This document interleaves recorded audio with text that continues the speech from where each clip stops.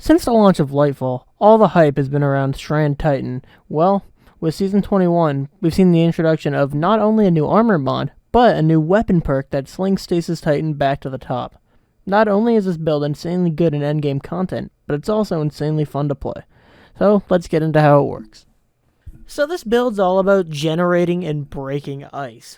So to generate ice, naturally, we're going to use the Hoarfrost Z exotic chestplate.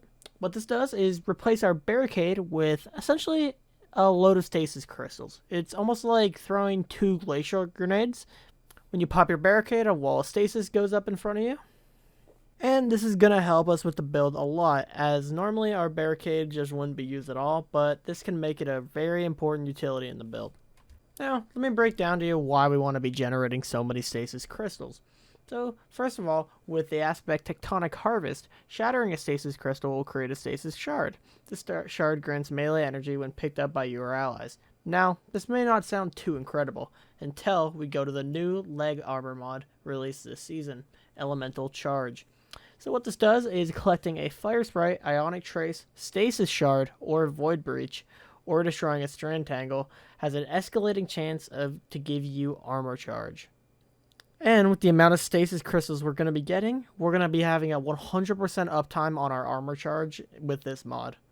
So let's head into the subclass and see what I chose to use. We're going to be using the Rally Barricade as it has a shorter cooldown, and because we are using the Hoarfrost Z, this doesn't affect it whatsoever. Both these will do the exact same thing with the exotic, so we just use the one with the shorter cooldown. Use Catapult Lift as it lets you go fast.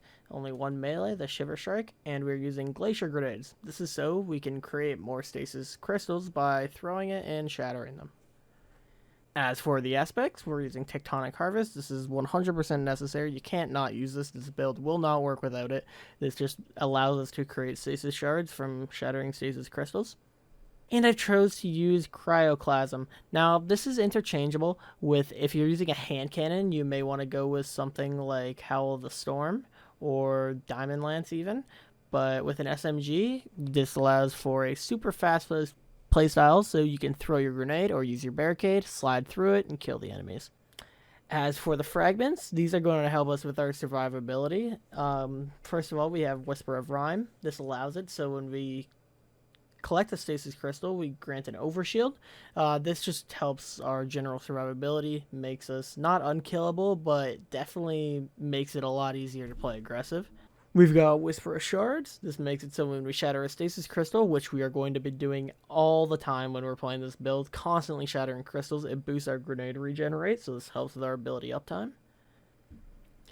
Whisper of Conduction, this is just a quality of life thing, so our shards track to us and we don't need to go manually pick them up.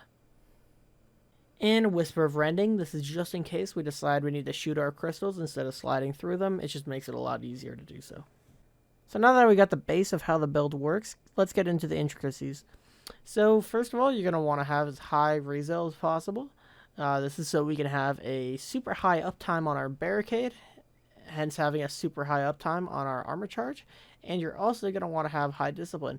This is so we can have, again, a super high uptime on our grenade, so we can have a super high uptime on our elemental charge. You're starting to see how this build works now.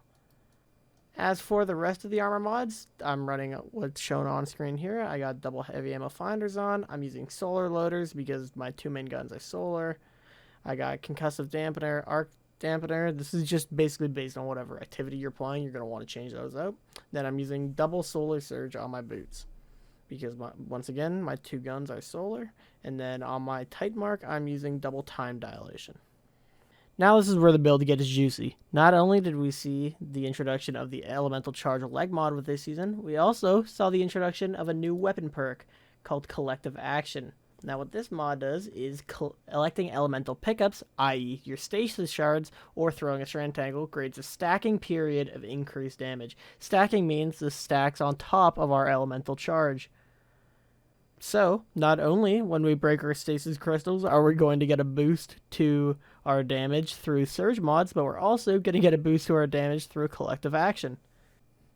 As for the rest of the weapons, because I've chose to use as my main weapon the No Survivors SMG, and this season there is nothing for SMG stunning in the artifact mod, I'm going to be using the Riptide as my primary.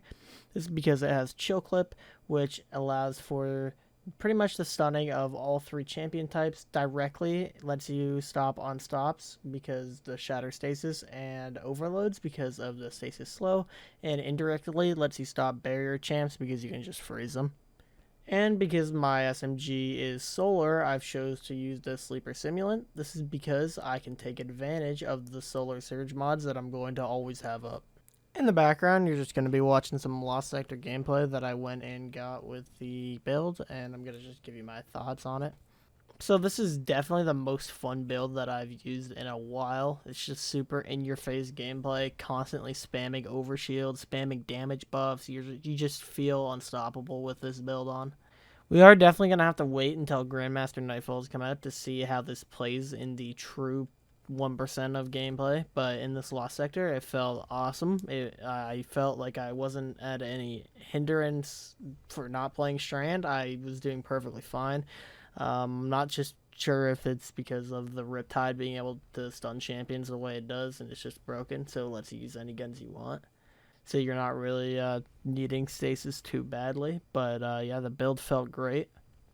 And yeah, if you guys enjoyed this video, please remember to drop a like and subscribe. It really helps me a lot. I've been really pumping out these videos lately, and it just shows me that you guys are enjoying them. And if you have any suggestions, make sure you leave it in the comment section. I like to read all the comments and see what you guys think about the builds and your opinion. And yeah, I'll see you guys next time.